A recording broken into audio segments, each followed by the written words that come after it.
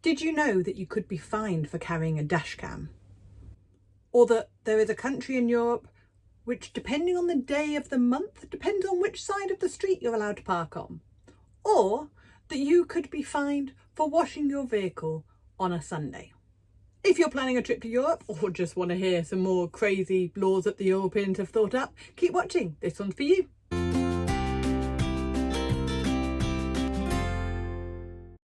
I'm Kat from Wandering Bird, where we share tips and trips for motorhoming and campervanning all over the UK and Europe. We love exploring Europe, both with our motorhome and with our motorbikes, and we've been lucky enough to be in some of the best countries all around the place. However, we didn't realise until we did a bit of research that there are some very strange laws in Europe. So I thought I'd share some of the stranger ones that I found out with you. Let's start with France, always good for a giggle. The weirdest law that France has ever come up with has got to be the priorité à droite law, which basically means that if you are on a roundabout, you have to stop in the middle of a roundabout to give way to anybody coming onto it. It causes absolute chaos.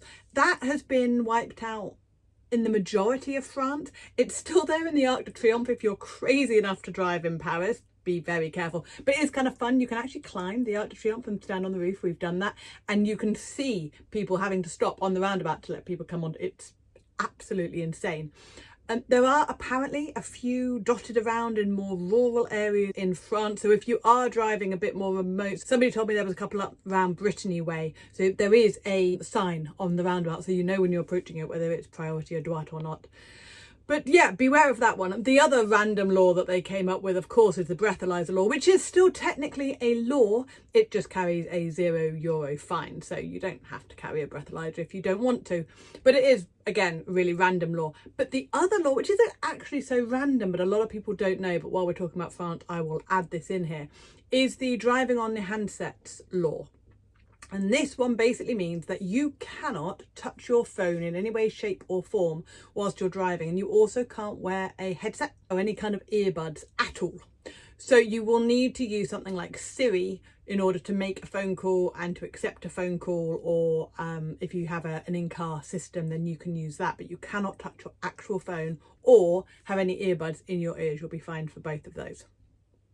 Moving on to Germany. Now, the Germans are quite a calm lot. Their laws aren't too mental.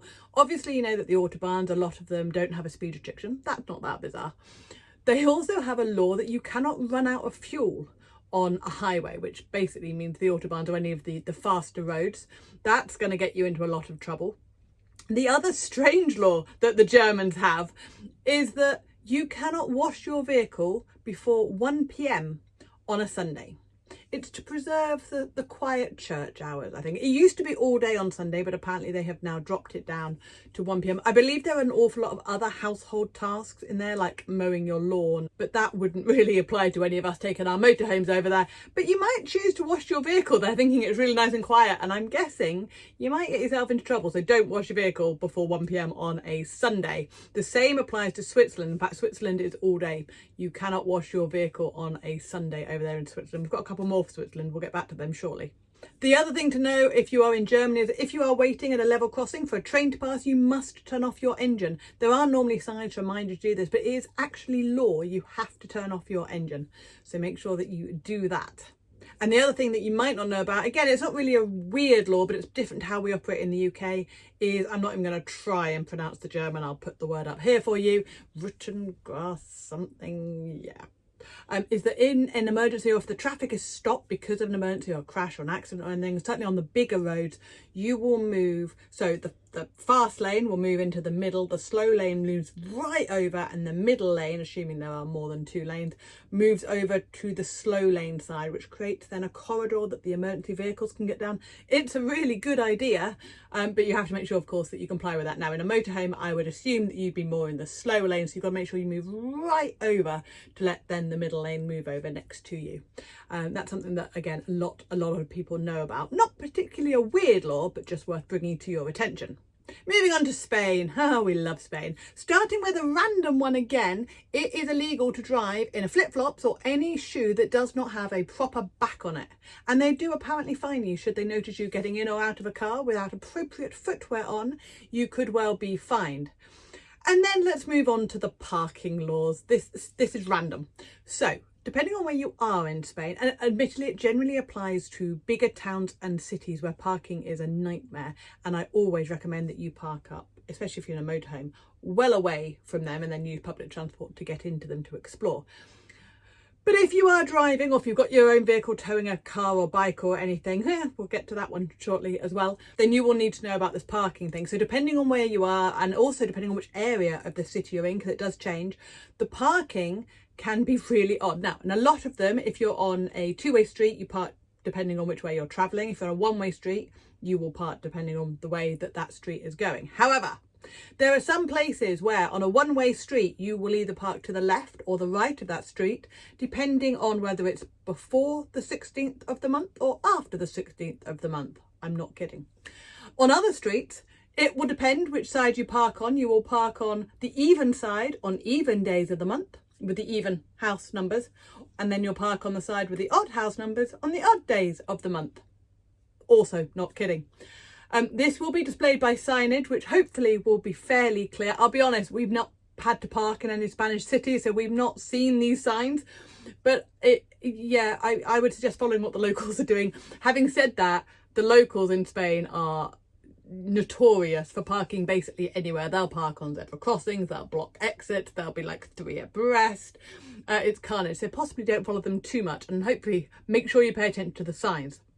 The other thing is that sometimes you get these strange arrows which will tell you the direction that you have to park in, and it's not always in regards to the flow of the traffic.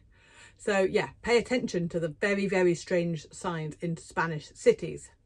I mentioned just now about towing, and if you're towing a vehicle, just something to bring to your attention, I am going to do another video on this, is that if you are bringing an extra vehicle, car, bike with you, it's really recommended to get a carnet, especially if you're going to Spain. They are apparently being difficult with this. But if you are travelling with another vehicle and you own the vehicle and you've got all your paperwork to show that you own the vehicles, it's still recommended that you get a carnet, which for us, with our 2 motorbikes, is going to cost us about £500. Now, the good news is that you can get it for a year. So it doesn't matter how many trips you do during that time, it's valid for that 12-month period. You can also get it for just 2 months, and I think there's a 6-month version as well. And depending on which country in Europe you're going to, depends on how much you have to pay. Again, there are a lot of people who are travelling without that, but I do know that there are some people who have crossed the border and then been turned away because they didn't have the carnets. I have to risk that you're running on that one. Apparently Spain has been quite difficult with it, which is odd because there isn't a border to get into Spain. So I don't know if they're having trouble when they take the boat down, perhaps. And if you drive in, it's not an issue. But I'm just passing on what I have been told so that you can make your mind up whether or not that's something that you're going to need to get if you take another vehicle with you. Moving on from Spain to Portugal, a couple of very random rules in Portugal. Firstly, and really importantly, is that having a dash cam is illegal. Not just using it, literally having it is illegal. Now, of course, there are a huge number of tourists who have a dash cam in their vehicle and then just put it in a locker or a cupboard or hide it somewhere clever, and it's not an issue. I would say if you travel with one normally, I wouldn't worry too much about this, but do make sure that you take it off your dash and that it's not on display when you're crossing into Portugal, because they really, really don't like them. The other thing to be aware of is that in Portugal, it's illegal to carry jerry cans with fuel, which seems fine until those of us with a generator who carry a small jerry can of fuel for the generator. What do you do with that? I don't have an answer for you on this one. I'll be brutally honest. We haven't been to Portugal with our van yet. I've still got my little white thing on my sticker. It's really sad.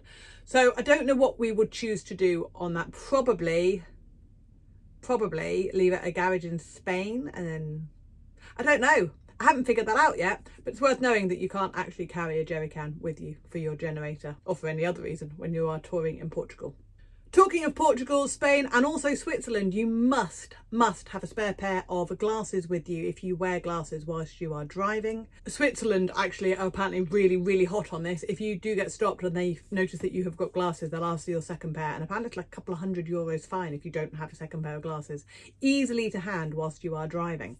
We've already mentioned it's illegal to wash a car in Switzerland on a Sunday, but it's also illegal to hitchhike in Switzerland. Along with Liechtenstein and Russia. Should you choose to hitchhike in Russia, you will be breaking the law. Okay, Couple more very random rules. In Belgium, cyclists can go both ways down a one-way street, so be very, very careful about that. In Denmark, you must check under your vehicle before you drive off. I believe you also have to give an entire engine inspection before you drive off every time. Bit strange. In Cyprus, not only is it illegal to eat whilst you're driving, it's also illegal to drink. And I don't mean alcohol, I mean literally taking a sip of water is illegal in Cyprus, should you be driving over there. In Slovenia, if you are reversing, you need to use your hazard lights. Yeah, literally, your hazard lights should be blinking whilst you are reversing. In Malta, it's not legal to indicate that you have to change lanes. So just prepare for them to swerve. Just imagine in Malta like you're driving in Italy, in fairness, because even though you do legally need to tell people you're changing lanes in Italy, they never choose to. So yeah, Malta, just expect them to change lanes wherever. This one is possibly my favourite. In Estonia, you must drive with chocks, which for most Estonians means literal bits of wooden block, so that if you break down on a hill, you can chock your tyres. Now, most motorhomes carry our own chocks anyway, because we use them for levelling and stuff, so that's actually quite good. But most Estonians are driving around with literal blocks of wood in their car, which just amused me so much. In Iceland, if you're lucky enough to be touring in Iceland, it's illegal to cross the white line on the edge of the road. That's to protect their wildlife and their flora and fauna. So make sure that you don't go across that white line and do any damage to their environment.